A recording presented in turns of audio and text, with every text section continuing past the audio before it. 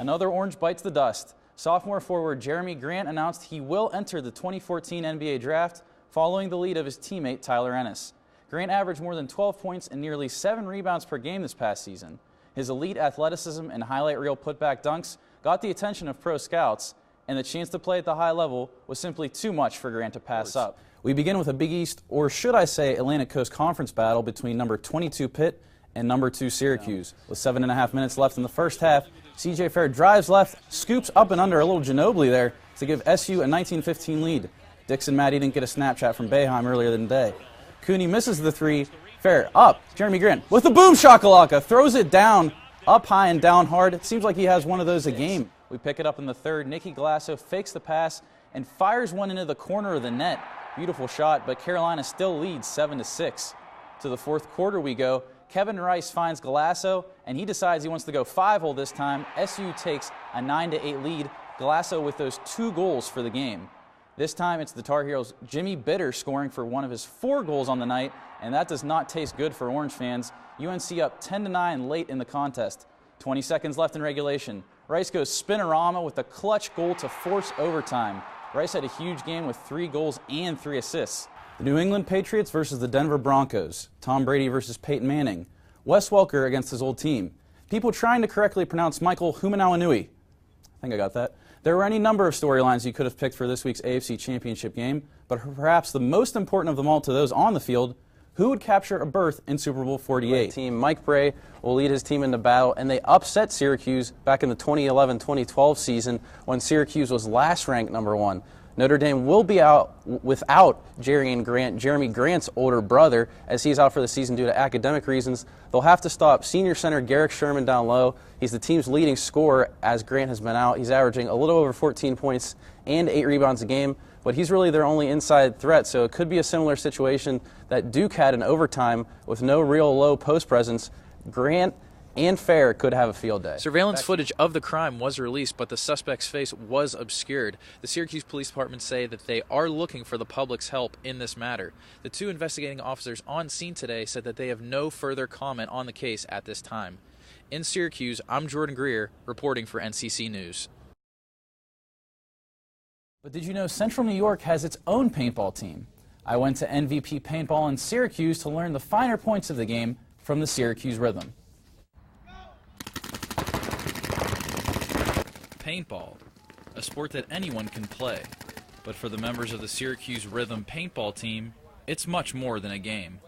It's brotherhood. You guys are my family. Like I said, I'd fight for these guys the day I die. The Rhythm is made up of 2 teams, a Division I and Division II squad. These are 2 of the top divisions in the PSP Professional Paintball League, right below the highest level of pro. I think it gives you that extra drive when you're not getting paid, just simply because you want to work to that level to get to the level where you're getting paid. But just because they aren't paid does not mean they take the game lightly.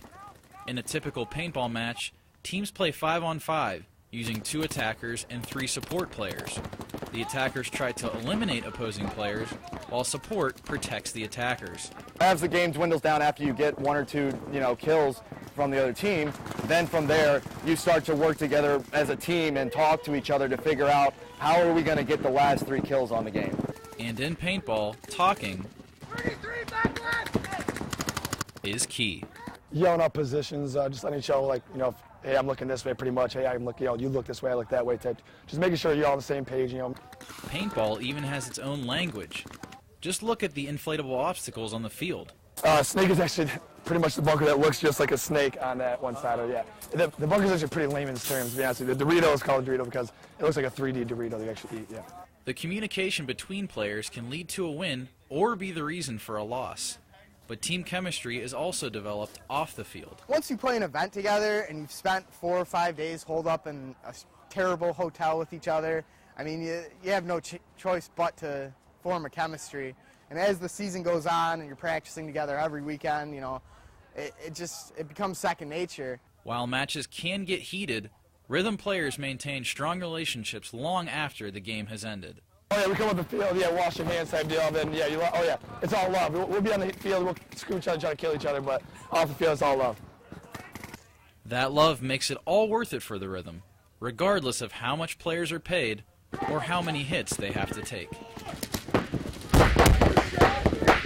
I love playing. I love playing with the guys that I play with. So I'm just going to keep doing what I'm doing. As long as I'm having a good time, I'm going to keep playing. That's it! Hey! Game over! The Rhythm next play at the Chicago Open this weekend against teams from across the world.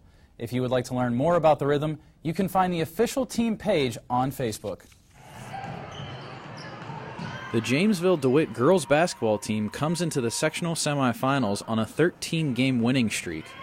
Head coach Rob Seitchen says his players have come together at the perfect time. It was ugly early doing it, but now we're starting to put the pieces together and kind of put in a finished product, so to speak. I think that one of the reasons that we do so well is because of our team chemistry and how well we know each other and how each other plays. The Jamesville DeWitt high school girls basketball team has been very successful this season, standing at 17-2 overall. But two of their most productive players don't even go here. They actually go right here. 8th graders Casey Vaughn and Meg Hare have shown their worth at the high school level, and the Red Rams team is reaping the benefits. Any concerns about juniors and seniors playing next to 8th graders were quickly put to rest. The older girls, they've really accepted us, and we get along with them really well. And I mean, Meg and I we love it. The great thing about the upperclassmen is they don't have the egos that, well, the 8th grader's getting this and we're not, they don't care. It's just they're playing, as we call it, for the front of the jersey versus the back of the jersey. With only 2 seniors graduating from the team this year, the players wearing the Red Rams jerseys have a bright future ahead. This is Jordan Greer reporting for NCC News.